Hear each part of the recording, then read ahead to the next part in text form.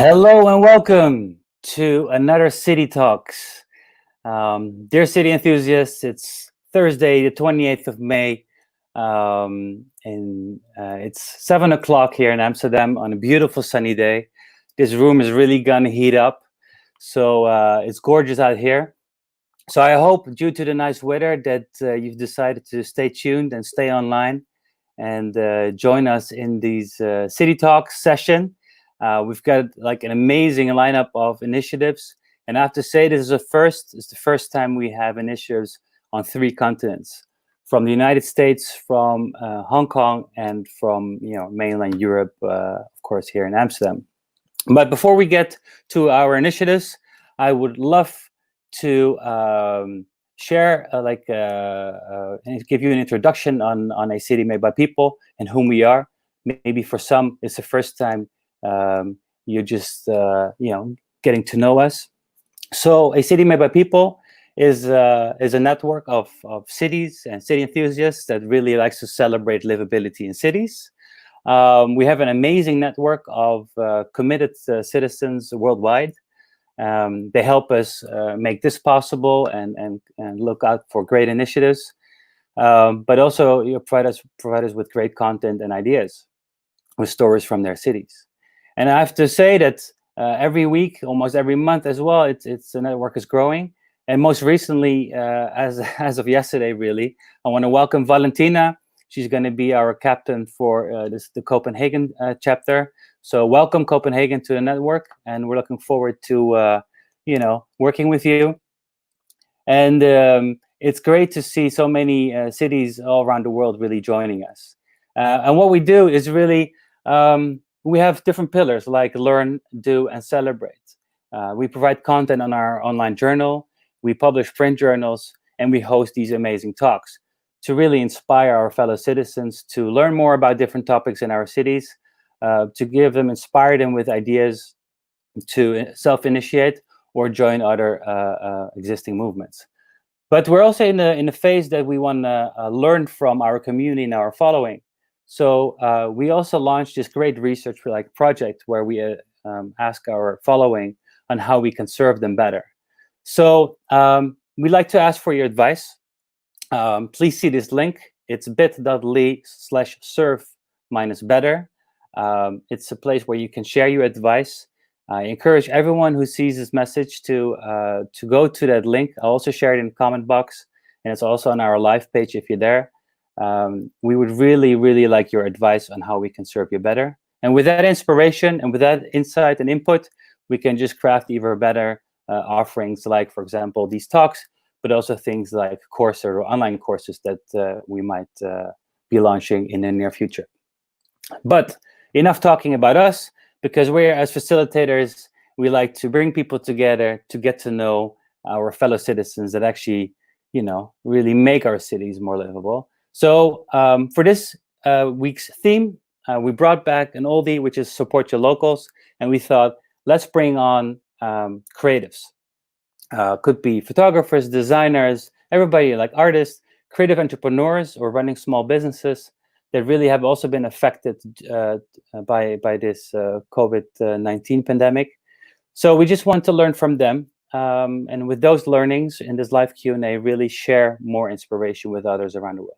So first, I'm going to pull up Ellen from Chicago. 1 second. There. Hey, everyone. Hey, Ellen. How are you? Doing well. How are you? Yes. What time is it in Chicago now? It's 12:00 something, 12:05. Oh, beautiful. Great.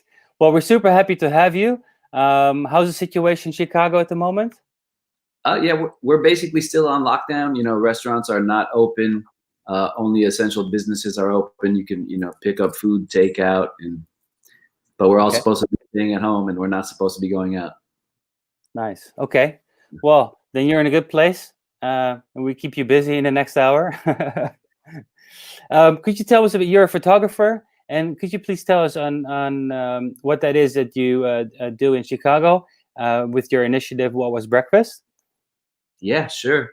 So for 3.5, almost 4 years now, I've been taking portraits of people on the street and then I interview them about what they had for breakfast. So if you're familiar with like Humans of New York, it's a similar format to that, just street interviews of people that I just find on the street. Oh, this kid was super cool. He had cereal, and I talked to his mom about it. This slide that we're looking at right now. Yeah, I had to put him up in front. Sorry, couldn't help it. I really like that shot. So that was maybe like the first week that I started this project. But it's just been a very interesting way to communicate with people, and I think that we all relate to the act of eating and of food, and it's something that we all have to do, and it's a good way of finding common ground with everyone. It's something that we all have in common. So it's been a lot of fun for me to talk to people about that, and I've met thousands of people. You still hit the streets? No, you can't. I can't. It would be considered illegal, and I think it would be a bad idea on top of that. So ever since we've been on lockdown for a while, I was doing a podcast where I was talking to people on the phone and interviewing them about what they had for breakfast. Then people were just sending me DMs to my Instagram, and I would interview them about breakfast through my Instagram account. And just more recently, I've started doing videos because we're with friends. I'll go to my chef friends' houses, and we'll all wear masks, and they'll cook something for breakfast, and I'll film it. And now I'm doing like kind of more video documentaries of explaining the backstory of why I started this. So my project has changed drastically because I just simply cannot do it the way that I once. Yeah. And we'll get back to that in the live Q&A in a second. But that's great. Already great starting point of the conversation. Super happy to have you, Alan. I'm going to move on to the second initiative, and then I'll bring you back up in a bit. Thank you. All right. So the next one up is from Amsterdam, Sabrine. Let me just quickly. Where is Sabrine? There she is. Hey. Sabrine. I need to. You need to switch on your video. See, always happening. Hi. How are you? Good, and you? Good. Yes. Sorry for keeping you here and not having you play outside. Oh, it's good. Don't worry. I'll have time to play outside tomorrow, Saturday. It's all good. All right, great. Sabrine, aka Sabu, right? Yes. That's you. Could you tell us a bit more about who you are? And I'll show some nice videos alongside. Who I am Sabrine. I am originally from Paris. Oh, I love this video. I come from Paris, and Monday is going to be 5 years that I'm in Amsterdam. And I originally came for work. I used to work at Nike in the headquarters in HR and then digital marketing. And then I quit in December 2018 to fully dedicate myself to the love of my life, dancing and teaching. It's been a lot of time now that this is teaser, sorry. That I'm teaching, that I'm dancing, that I'm teaching as well. And I really wanted to, the main goal basically is to get my own dance school, specialize in urban dances. And since now I'm more specializing as well in Afro dances. I come originally from a hip hop, house, and dancehall background. And I just fell in love with the Afro culture maybe 5 years ago in Finland, mind you. Wow. Of all places. Of all places. And the community here is so big, and the interest is so big as well, that I was like, okay, I need to combine those. And honestly, this is the culture, the music, everything about it just makes me so happy. That really decided to just go full for it and follow my passion and follow my heart, basically. Nice. So, and it's a big scene, right? Also in Holland, definitely. Which is good because you have a lot of different events that are happening. Obviously now with the situation a bit less, but actually online has also changed. Going online has changed a lot to the scene as well, because everything is a bit more accessible for everyone, which is really, really amazing, because you make so many different connections, and then you just try to organize some stuff as well. Either online or also trying to go in the future and be yo, we need to meet and we need to do something, because what unites us now is really the love that we have for dancing and the fact that we're here to just support each other. Beautiful. Yeah. for dance as well. So And is this you at home, by the way, in this last yes. clip? Okay, I good. turned my bedroom into a whole studio. You have no idea. Nice. And very happy with like Bluetooth headsets as well. Great. Yes, always. Great to have you, Thank Sabrine. you. Thank you. Great So happy to energy. be here. And yeah, I'll quickly park you aside because we're going to introduce somebody from Hong Kong. See you in a All bit. good. Yes. Cheers. Ciao, ciao. Pato, Hi, Robin. how are you? Hello, Hey, Hong good. Kong. How are you? Good. Yes. Yeah, great. I promised to do a special shout out because it's 1 a.m. In Hong Kong at the moment. And yeah, Yes. it's But great. luckily, I am. We tried to get 3 continents all together. So I'm super happy that Yeah, cool. you stayed up. Yeah, Have it's some amazing. have some extra coffee and then Yes. keep running. Great. Cool. Could you please introduce yourself? And yeah, you are an artistic director for Reframe Theater. Curious to hear Yes. more. Yeah. And actually, I'm also a theater director and a playwright, and I also teach at drama school. And in Hong Kong, the situation is like this. Okay, we have not totally locked down, but the school has been suspended, and also the theaters and pubs, and also, but restaurants are open, but the pubs are closed. Okay, disco, something like that. Okay, they're closed, so partially closed. Okay, but people can go out freely. And for my daily job, that is okay. I keep on teaching, okay, online with various apps like Zoom or WebEx. And then when I'm teaching my lecture, and then I suddenly think of, okay, it's a theater. It can be a theater. So I adapt one of my previous work called "How to Present Love Life of Hong Kong People to Aliens." Okay. And then I add a little bit, okay, how to present love life of Hong Kong people to aliens in the time of pandemic. And then actually the play is like this, okay, the protagonist is a secondary school teacher, and then he's hosting a seminar. So it's like a performance lecture.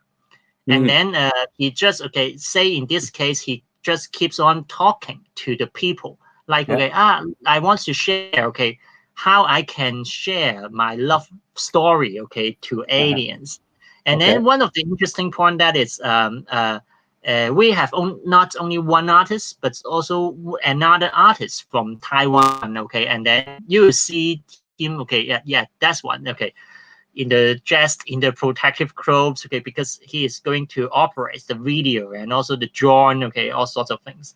And then interestingly, because usually we will assume the seminar is a real life, but actually it is a story, okay, written by me. And then the audience think that's okay. They cannot identify that, okay, whether it is a true story.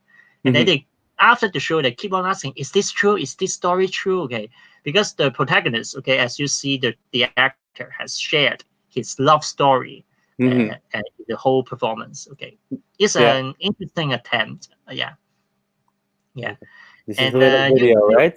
you can see a little bit the video. Okay, the protagonist is handling a letter to another one, to another artist. He's really in Taipei, and then he keeps on talking about, okay, how we can react with aliens, but actually are we also aliens? Because as founded from the recent reports from science, and then actually the Earth and also all living things on Earth actually is maybe come from outer universe.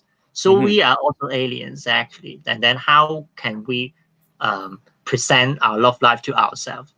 And people are just tuning in from home to watch the story. Yes. Or you have to buy it. You have to buy a ticket, right? Yes, but very little amounts of tickets, because I want to share. Because some people really want to go to theater, but they said, okay, they are not satisfied with the recordings. They really want to watch theater, and then I initiate this idea. Yeah. Okay. Great. Well, great concept. Thank you. I'm super happy to have you. Yeah, Pato. thank you. And I'm gonna bring up the others and then start the live Q&A. Yeah, sure. Okay. All right. One sec. And there we bring back Sabu. Yes. And then Ellen. Hey guys, Hey. you ready for the first question? He's still waving. So the first question I would like to raise is, you already spoiled the first question, of course, on how did the crisis affect your work. But how fast and how did you respond to it? Ellen, for example, how did you, when the moment you were in lockdown and then you realized, okay, I need to shift gears here? Yeah, I found out very, very quickly. I had a live event the day, it was March 15th in Chicago. I had a live event, like 30 people were there. And as I was at this event, I got the message that all restaurants would be shutting down and we would have a shelter in place coming. This was on a Sunday, and the shelter in place and the restaurant lockdown happened on Monday. And immediately I knew I had to do something completely different because I couldn't walk around the streets and photograph people. So I just put on Instagram, please send me messages about what you had for breakfast. And I started interviewing people over the phone. That's still kind of the essence of, I guess, my project is still, the interview about breakfast, whether it's taken out of the street interview context or done over the phone. And I just had to immediately change because I knew that it wasn't going to be the same. And I had a feeling that it wasn't going to be the same for a very long time. So it's very insecure, huh? Yeah, absolutely. Yeah. And here we are, 9 weeks in, and we're still really not able to go out. So I just knew that I had to do something very quickly, or else. I just didn't want to wait for things to be the same and then, hope everything was just going to be fine and try to go do it exactly how I used to do it. I just knew that it wasn't a good option for me. So I sprung into action. Good. Nice. So Sabrine as well? Yeah, I think the same. Like you have to, it's not like, I think I didn't really think about it too much. It's like I was a robot because I came back from Tunisia. I had workshops there, and also it's like my mom's country. So it's been 7 years and I was all in my bubble and whatever. And I came back and was like, no, it's Corona. Everything is shut down. All the schools are shut down. Like, okay, what do we do? It's just going to last 3 weeks. Okay, 3 weeks of holiday. But then everybody was like speculating, no, it's not going to be 3 weeks. Like, it's just it's so messed up. So the first thing was like, okay, we can just go live. We have Instagram live, and then let's just keep on, entertaining people, and also me just dancing because I love it. So it was like the first alternative, and then people were super happy. And then you still kind of like receive the same feedback, and you feel like, yeah, you get some energy. But I did this for like 3 weeks. And at some point I was like, well, I think it's not going to be really sustainable. No. It drains a lot of energy. Just Absolutely. To my God, it's like you're a teacher, but you're also an entertainer, and I'm a clown. So it's like a lot. So I had to also think about how I could make it sustainable for myself mentally and physically. But also, I mean, Instagram Live for free is not always going to pay the bills. No. So I took the time a bit to slow down, especially when they said, yo, it's not going to last 3 weeks. It's just going to be, we don't know, not forever, but like you got to do what you got to do with the time you have. And I just kind of like slowed down a bit. And this helped me into thinking of like a better strategy, let's say, to really make it sustainable for me, but also for people. And to keep that same vibe that I always have during my classes. So yeah. Also, we'll get to that specifically later on, but hold that thought. But no, no spoilers. No spoilers. They were done after 5 minutes with Sabrine. Huh? Yeah, no, I was kidding. What about you, Pato? Like, how did you and Reframe Theater respond to it? Yeah, actually, some of our plannings that have been postponed. I have participated in another show, and then it has been postponed. And also, I should have some trips, to Germany, the theater travel in May, and also Austria, and then all are postponed or cancelled, And this really affected, and then we try to reschedule everything. And also, as I've said, I'm also a teacher at drama school, but luckily I teach playwriting and dramaturgy. So it means that, I can do much lecturing. But, my colleagues, are not so lucky because they teach movements, voice, and acting. So okay, they can partially do the online teaching, and then but we are now waiting for the academy to reopen. That is okay. Next week it is going to reopen because Hong Kong has now, because Hong Kong has no local cases for already 14 days, and then it means that the pandemic seems to be much better, the situation. So we are now trying to waiting for everything to get back to normal, and then we try to reschedule everything. And what would you say, Pato, is then the biggest challenge that you have at the moment in the current situation? And then I think because I have got a project in Taipei, and then we schedule it in August, but now we don't know whether Taipei is opening the border for foreigners. So I have got a co-director, and actually before the seminar we have just a quick meeting to settle all those stuff, and then we just try to wait and see. And then I think it is one of the biggest challenge to the situation. And then for me or for us I have to say if you have read the news, and then Hong Kong has protests for a whole year, and then we have got something the law has to does not allow 8 people to get together, and then otherwise you'll be penalized to give 2,000 Hong Kong dollars. That is around 200 euros. And then it's a fine. And then but when the police go to the shopping center, and then the Hong Kong people just chant and sing the songs, and they will get 8 strangers together, and then said, you 8 people are now gathering, and then I give you the fine in order to suppress all the protests. That is one of the biggest challenges that we are facing now. I mean, again, we're talking about crowds. I think Sabrine as well. If you start teaching at one point, again, it's limited to a certain amount of people, of course. Right. I mean, now it's, for me, to be honest, it's not very clear. And I went on the government website and everything. One time they're like, it's limited to 10 people. But then when you go to the different parks or whatever, you always see people having 10, sometimes 12, sometimes 20.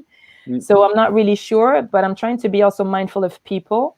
As much as I like, teaching for big groups and everything, it's also making sure that everybody feels safe and doesn't feel like overwhelmed by too many people around them, because we don't know how they react. For me, I'm not bothered if I have a lot of people, but also like everybody respects the distancing and everything. I'm cool, because I love seeing people, and it's been 3 months I haven't taught, so I need to see people. But it's more, I'm trying to limit to also make sure that, again, everybody feels safe and everybody feels like, I still have my space and I'm not bothered too much, because I know how much it can be overwhelming to have a lot of people around you. Are you teaching at the moment in parks or outdoors? Yeah, we started last Saturday, and it was so nice. Like, just thinking about it again, like, makes me smile so much, because like we were still like a small group, but seeing again my students and also some new faces, just vibing again together is the energy is so different from what you have online. So of course, and we can talk about it a bit later, you still get that energy online because you're very happy and you see people dancing, being entertained and everything. But like this in-person contact, and I mean just like seeing people, like actual people dancing. But Saturday was like, I was like a kid in a candy store, to be honest. It was really good. So looking forward to be doing it again Saturday. All right. Maybe we should live stream it. Yeah. And being considerate to Alan, you'll get there at one point as well. I'm with you, Alan. For a while, and I think good vibes. It's like for us, we haven't. We're still getting lots and lots of cases. So there's a stress for me is to, like, I think if I'm out photographing like I normally used to, I feel like that would be an indicator of like everything is fine now. So I also have to be cognizant of like not giving off the wrong signal. If I go out too early, it's kind of like a subconscious, like everything is cool again. which I don't think it is. So I think that's, I'm really glad that you guys are able to do stuff again. I can't wait. What has been your biggest challenge so far, Alan? And of course also like what you've been seeing in your city and seeing photography food scene as well. Man, it's been really rough because basically most of my friends are restaurant work. Like I'm in like the food world and like the kind of like video photography world, and like both of those kind of shut down overnight because you can't do video and photo because you're mostly close to people. And like the food industry, except for the people that pivoted quickly and did takeouts, are all shut down too. So it was just a very kind of grim time. But there was also like a lot of solidarity because it didn't feel like any particular person was going through a bad spell. It was like it happened to everyone. So I think it kind of like leveled off like some of the feelings of like shame and guilt or whatever that people might have had if something happened to them individually. So I was very optimistic and happy that like a lot of people did a lot of things to keep each other afloat. You know, lots of restaurants were giving out food to people that were laid off because of this. So I saw a lot of people really come together. So, you know, there was a lot of optimism in a rough situation. Yeah. What we notice here as well, I mean, regarding the restaurant scene, for example, that, you know, we're opening up terraces on Monday, 1st of June, but people are getting used to eating out in the public space, you know, and so I mean, they just take away and then eat in the park, for example, or, you know, I think a lot of things will shift as well in that sense. Yeah, I don't think things are going to snap back to what we considered normal for a very long time. Yeah. And regarding like photography, and you've already touched upon in your intro, you know, like making money, for example, with these productions and so on, it's impossible almost, right? It's not happening for me. I don't know if other people have figured out a way to do it. I haven't.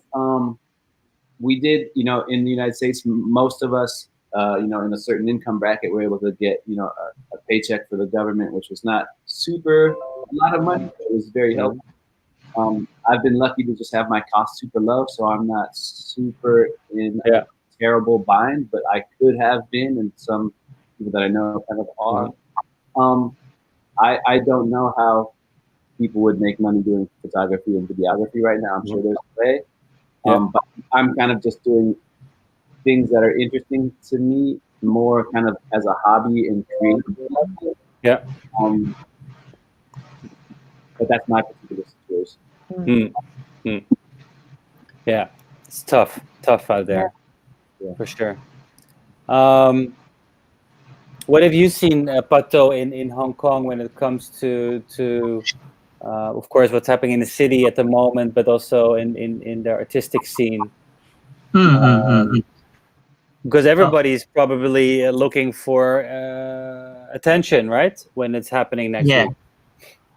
Okay. Actually, I start from theater, and then and as you see, because the local cases, have been less and less, and then now, it is 0 local cases, and then people now, also look for entertainments like in theater, but the theater also has some kind of limitation that they can only allow 8 people at the same time on the stage. It's also quite interesting, because it's including the performers, say, in a Shakespearean play, and then you may have got more than 8 people, and then it is not allowed, and also because Alan has also talked about the restaurants, and then I suddenly think of because Hong Kong is very crowded and a small place.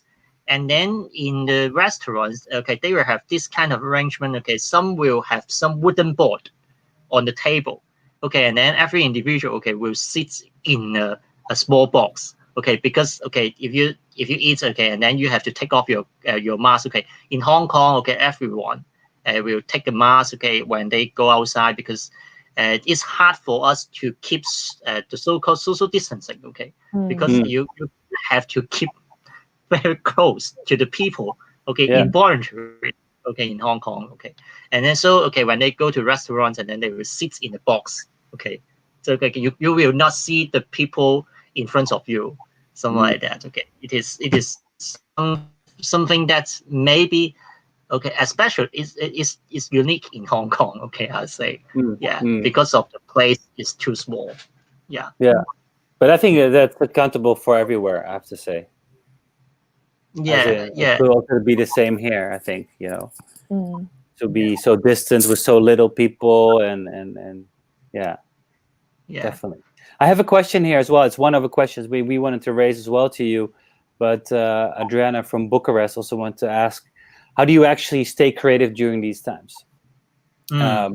We also added like things like motivation to it. Like, how do you stay motivated, especially when you're so challenged, maybe also financially, but also creatively? Like, how do you keep yourself on your feet in these times? That's a great question.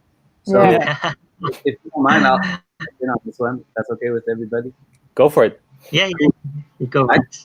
I think and I don't know if this is totally applicable to everyone else, but like for me, like I had a very specific formula of what I did creatively, and that was just like it was just taken away from me overnight. Obviously not anybody's fault or anything, but it was just gone. So basically, like if I wanted to be creative, it had to be done in a different way. And, like I need that person. Like as a person that's a creative person, I like have to create things. I just can't like. So I was like, how do I do it now? And it just became a problem-solving question. Like, how do I do this thing now? And basically, I went through like iteration. I did podcasts, I did DMs, I did like everything that I could because I just like had to still feel that feeling and do that thing in a way. So it was kind of like, it just became a problem-solving thing where it's like, how do I do the thing that I want to do? And now I'm even going into like video and stuff like that, which is nothing that I would have done prior. I feel like way more creative now. Yeah. Because I was forced to be. Like if you take away your main avenue, like you're gonna have to you're just kind of like sink or swim, like find a way or do nothing. It's like survival mode almost, right? Yeah.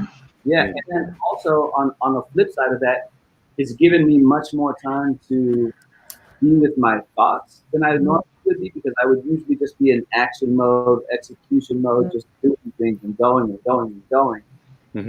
For the last 9 weeks, I mean, when was the last time you stayed home for weeks at a time and didn't have anything to do except for think of other things, and your mind just has time to come up with your stuff?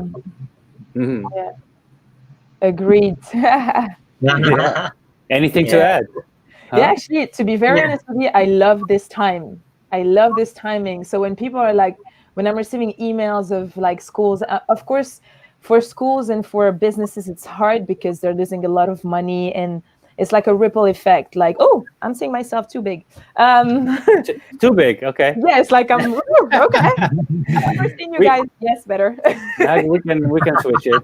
I can put plateau on if you want to. And then my face is too big. And then you talk, okay? Why you you just ad lib, plateau. Yeah. I understand that it's a ripple effect because business-wise, like you're losing money and everything, but it's also like if you see the flip side of it, this, as Alan said, you don't have a choice but to be creative. It's like you have your back against the wall. You cannot do anything else but being creative. And actually, for me at least, every time it's like I have a new idea. Oh, and I want to do this. Oh, and I want to do that. And it feels like it's always, in any case, aligned with what I'm doing, teaching, and my bigger vision and everything. But it's just, sometimes, honestly, it just becomes overwhelming because I want to do so many things that I'm like, where the F do I start? Like, stay focused and try to do that thing perfectly, master it and everything. And then you'll go on to that next step, even though everything at the end of the day, all those different pieces of the puzzle just make sense and like work together. So yeah, like for that part, definitely. And I think, honestly, the insecurity of tomorrow, this whole situation just taught me how to actually live. The last 2-3 months I've been living, And I'm not saying like living my best life going out, because I mean, here we kind of can go out, but it's more I'm living as in I'm being focused in now and being so much more mindful of everything that I'm doing. Like, for example, now I'm talking with you and I'm here in that moment with you. If I'm brushing my teeth, I'm in that moment of brushing my teeth. And I kind of stopped. And of course, sometimes it's a bit hard, but it's like when I brush my teeth, it's like I'm in that moment, not thinking about what I'm going to do next or what I'm going to wear next or what I'm going to eat next or whatever. It's more, hey, chill, relax, breathe. You only have now. Why would I be thinking of tomorrow? I have no idea, especially now. It just reminds me of how much I have no idea about what's going to happen tomorrow. So it's more like, okay, you know what? Let's just live now. I'm having this talk now. Afterwards, I'm going to have an ice cream with a friend outside. We're going to go for a walk and then take each moment as they come. And it's hard. Sometimes it's hard because, well, for example, now the government is helping us a bit, but then June is going to be the last month of the government helping us. And then what's going to happen next? Well, I'll figure it out. We're going to find a solution. But if I'm ruled by fear and just being like, oh my God, thinking about what's going to happen next and what do I need to do next to make sure that I have money or that I have people or that I have this community, I don't live. And I started having like white hair, and I don't want to have white hair on my curls.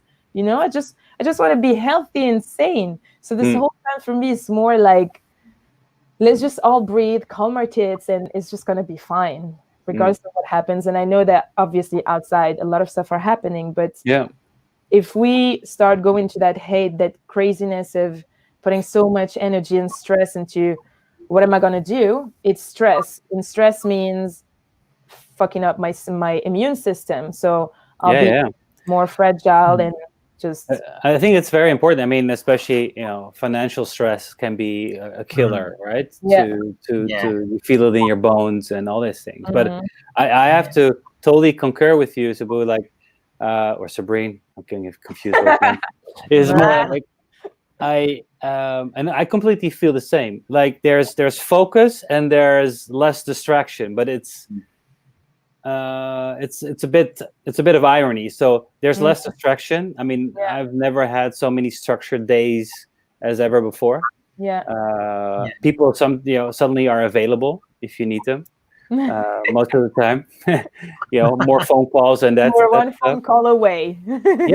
but also within our network, I noticed that it all feels like we're in the same boat. We all feel the same urgency.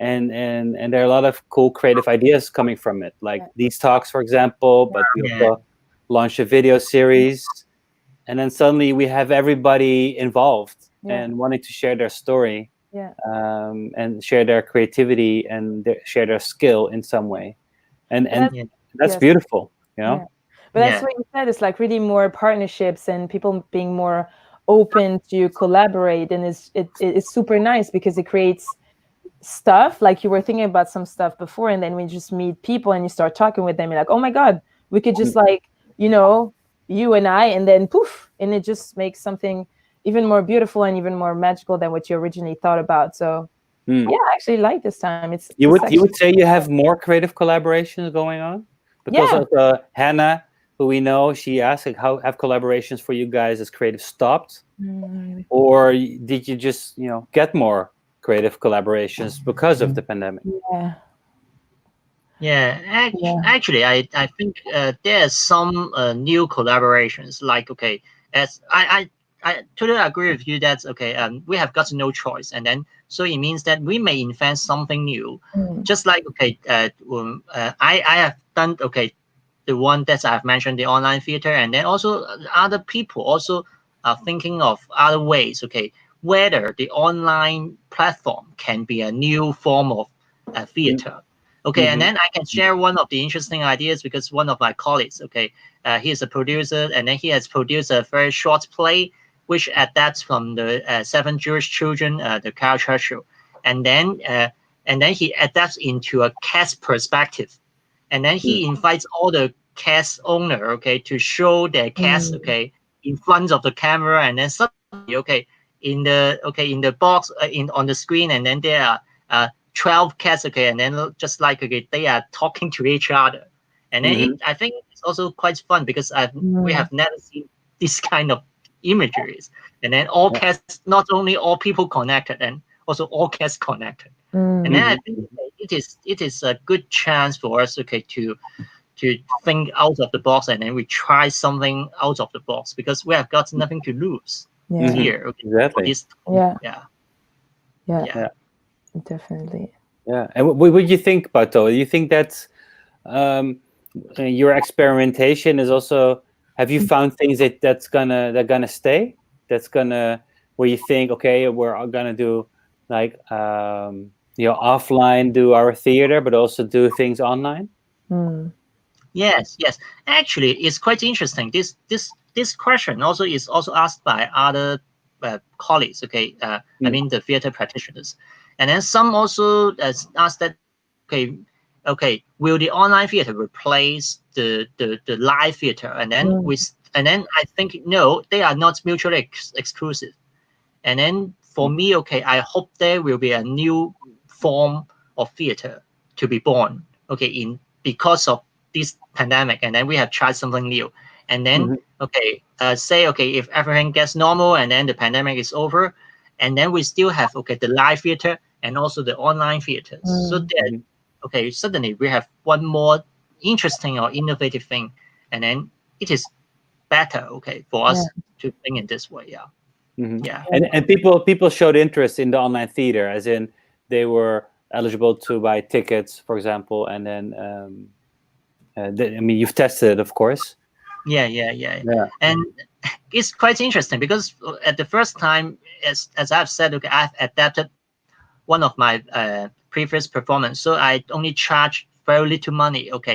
Only 20 Hong Kong dollars. That is only €2. Around. Because I want to share joy with other people, but not to earn much money. And then, but some of the audience said, wow, you charge too less.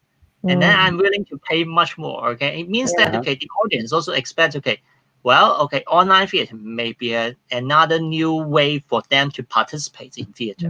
And then it is also another form, not only like a Netflix, for home entertainments, you do not only have Netflix kind of stuff or PS4, and you have also online theater. And another model, Alan. I mean, I know you're also using Patreon, right? Oh yeah, I do that.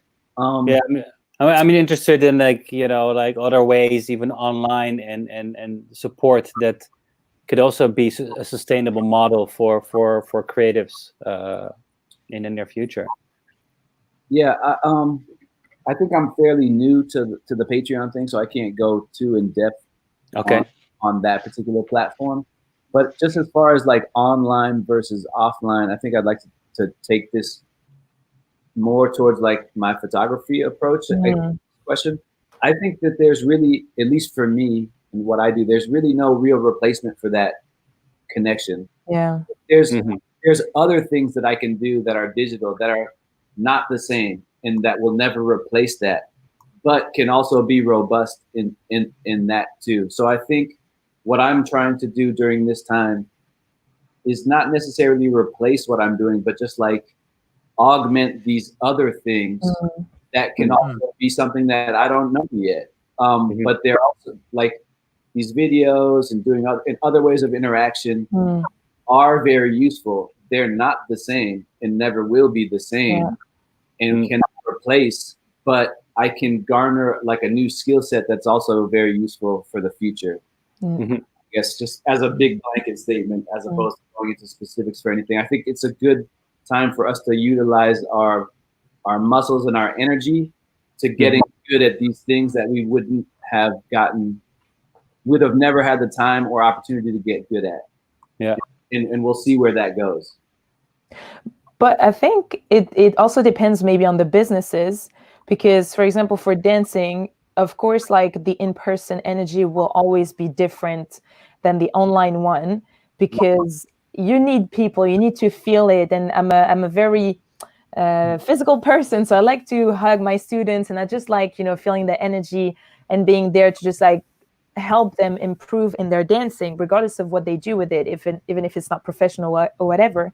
But it's more the community is building the community is easier to do in person, but also online now, for me at least. For example, like I'm trying to do it via my online classes. So now I have the same students coming every single week. So now they also found new friends, also new people to connect with in terms of businesses. And I have so many different people, not only from Holland, I have from the US, from Colombia, from Turkey, from so many different countries, which is extremely beautiful to see how many people, maybe if you want to. I'm running my class in June again, but it's just so beautiful to see, because to see the whole vibe and energy and joy and happiness that the Afro culture can bring to people.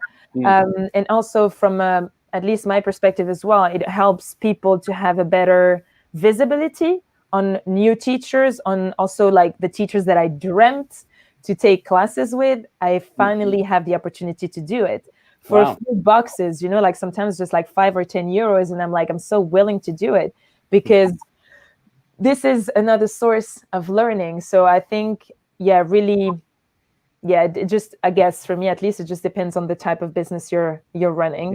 But so next to skills, it's also, it has given you also more access. Exactly. Connection to people that you always dreamt of connecting. To train as well, because as much as I love for example, the teachers and knowledge that I have here in Holland, you always have different, you have different teachers, you have different ways of teaching, different knowledge, different vibe, different energy. So it's also good to see different stuff, to learn and to be like, oh, okay, this is interesting. I can incorporate in my dance or in my ways of teaching or anything. It's just good to always like broaden and also get your basics right, because at the end of the day, even though I'm teaching and stuff, it's always, I'm still learning, and I will forever learn anyways. So it's always good. Like now I'm so grateful for these online classes, these online platforms, because I have access to so many different teachers and so many different students, and you see new things, because people, as you said, Pato, you have nothing to lose. You just go out there, you show yourself out, and you be like, okay, let's see what happens. And after like the few classes on Instagram, I got so many new connections and people willing to be like, yeah, you know what, after this finished, we have to organize a workshop. You need to come to this and this country. And this is beautiful again, so it's just more opportunities again to share and to build, and just to build that community and share the love that we have for the culture. And I think that's also the energy that you need in these times, right? To stay motivated, to stay on your feet, and hoping on better times where you can just go and travel again and meet other people. Definitely. Yeah. So everybody's seeing more relevant as well online as well, to either skills or connect with people and bring it back offline as well, right? To where the connection really happens. I'm gonna we almost like it's already far over time again. Really want to raise one more last question, and I think that's really down to you guys, like to close off with, is like, do you have any great final good tips for fellow creatives, whether they're entrepreneurs or run creative businesses? Anything that you think from this the time we're in to post COVID-19, go for it. Go for it. Whatever you have in your mind, go fucking for it. Okay, now is not the time to lose. Beep. Okay. Sorry. But honestly, like, just dare to do it. Again, you have nothing to lose, especially if you go online. It just takes a few clicks or like a subscription somewhere. And honestly, I'll be super honest, I've never invested so much in, those different platforms than now. Like building my own website, investing in my health and everything. I spend so much money that I don't even have. But I know the return on investment will be so great. And I'm starting to see the results already, but it's more really just, for me, it's just like, go for it. Whatever you have in your mind, whatever you have in your heart, even if it's like a slight teeny tiny spark of like curiosity of like, ooh, I like photography, or, ooh, I like writing, go for it. Try, learn the skills, do what you have to do, and go for it. Because again, this whole situation just made me realize, like, it could be over by tomorrow. Not to sound too morbid or whatever, but it just could be over by tomorrow. So don't regret anything and just go big or go big. That's it. Are you also into motivational coaching? Maybe that's another Maybe. channel. You don't know. I don't know. We'll see. You want to get through a crisis? Get in touch with Sabu. Hey. You never know. I think as business owners, as creatives, like we're always going to have to adapt to something. So get used to adapting. Like now is a good time to like shed some of your old stuff, just let go of it and like go into a new direction. Like if there's ever an excuse to pivot or to do something that you really want to do, like now's a great time to do like the things that you really want to do. Like what you're saying, like what you were just saying. So I was just like, fucking, sorry. Yeah. No. You can swear in our channel. It's no problem. Okay, cool. Yeah. And okay, for the creative entrepreneurs and businesses, okay, Hong Kong, okay, theater makings is also mostly funded by the government or other fundings. And my suggestion is, okay, you see, okay, the funding scheme, okay, is also just like the old way. But okay, if you have created something new, and then some of the open-minded funders or business partners, okay, they may welcome your ideas. So just like what Sabu said, okay, just go for it. Okay, do it first. Then you open another new door, okay, that you don't know. Yeah, you never know. Like it just it's gonna spark, like as you were saying earlier, like new partnerships, new collaborations. So now is actually really, again, like as you said, Alan, you spend so much time being with yourself at home and thinking, being your thoughts. And I love this work. I love this hashtag. Yes. It's actually a super nice time because we're not used to it. We're so into like robot mode, like action mode, 100%, like we're running from one thing to another. And now it's actually finally at the time to be like, you know what? I love doing this. I love cooking, or I love knitting, or whatever. Let me just find something. Maybe I will grow a business out of it. And you don't even necessarily have to grow a business out of it. Maybe you just want to dedicate more time to it. But as long as you just do, I guess, everything like from a genuine place, and like doing it because you love doing it and not like I have to do it, you're good, honestly. So I mean, I could totally agree, because during lockdown we are allowed to go out for an hour and a half, and I've been like photographing every day during my walking break, and just sharing series of photos that I've seen in Amsterdam during my walking break. And it's just a good hook, like a good reason to go out and just start exploring passions. And for sure. We have to come to an end, guys. So sorry, we could talk for hours, I think. It's been really, really inspiring. To all the initiatives here, I'm going to kick you out, but if you stay tuned, we can have a recap after it if you want to. For those watching, please follow these beautiful guys. So Alan, you can follow Alan here on What Was Breakfast on Instagram and on Facebook. So Alan, I want to say thank you. Thank you. And I'm going to switch you out. Thank you. Take care. And then back to Sabu. Where is Sabu? Yeah, it's here. Oh, no. Here's Sabu. Yeah. Wow. All these things. Sabu, we can follow Sabu here on Instagram. Sorry, I have to put you in big screen, large screen, but it's with your ticker at Sabu _ to see your wonderful teaching and classes online. Thank you again for your time. Thank you for having me. It was so nice. And your great energy. Thank you. Okay. À tout à l'heure. Bisous. Bisous. And then, of course, the last one standing here, Pato. Reframetheater.com. For everyone who's in Hong Kong, please visit reframetheater.com. Also on Facebook to be found. Thank you again. It's almost 2 a.m.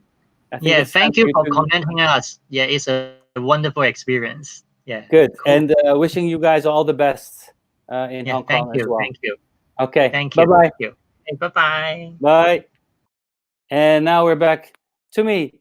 To keep it short, I really would like to bring you to the end of our City Talks. I really hope you enjoyed this this talk, and that you got inspiration. I mean, we had 3 great people with amazing positive energy, and I think that's really what we need in these difficult times. During Corona, COVID-19, even post-Corona, in what situation you are in, I think it's super important to stay positive and mindful. So and something that Alan also said is like, now is the time to either reinvent yourself or really chase your dreams and start doing it. And I think that's also one of the things why we really want to make sure that you help us with giving your advice, because we're doing a lot of things like these talks. We produce content with great teams around the world in different cities. But if we get more input and insights from your side, we can even like shape up like products and services that really can serve you better, and that can really make our cities even more livable than they are. I think it's hard needed. So we really would look forward to have your input. So please follow this link. It's also in the comment box and on our live page on our website. And we would be super grateful if you could help us out. I'm still on my adrenaline, thinking about this amazing talk, but sometimes we also have to look forward. So next week on Friday, we have another City Tunes event session happening at 6 o'clock Central European time. City Tunes is a concept where we invite 3 to 4 artists, also from different cities around the world, to really share their talent with us. So that's very much about celebrating talent. Definitely tune in. Also a live stream, and it's so much fun. And then a week later, we have another City Talks again. We're sticking to the frequency of doing it once in 2 weeks. And that City Talks will happen on Thursday, the 11th of June, same time, same place, wherever you are. And this time it will be about collective action. And that's very much focused on inviting initiatives that really run a community, that really mobilize people and citizens for good. So if you know anyone, any great initiative that runs a platform, a community, or a collective for good, then please ping them over. We already have some great people in mind to reach out to, but definitely join us for collective action, because that's also very important in these times. So to say and close off, I say thank you for your time. I really appreciate it. I had a lot of fun. It's always fun to see so many people from different cities we've never met, bring them together here in this one live stream in your screen. So I hope you enjoyed it. Please stay tuned, subscribe to us so to stay tuned on what's coming up. And well, again, stay safe, stay healthy. It's still out there, so we have to be alert. Wishing you all the best. I'm Robin from Amsterdam, founder of City People, and well, talk to you soon. Take care. Bye.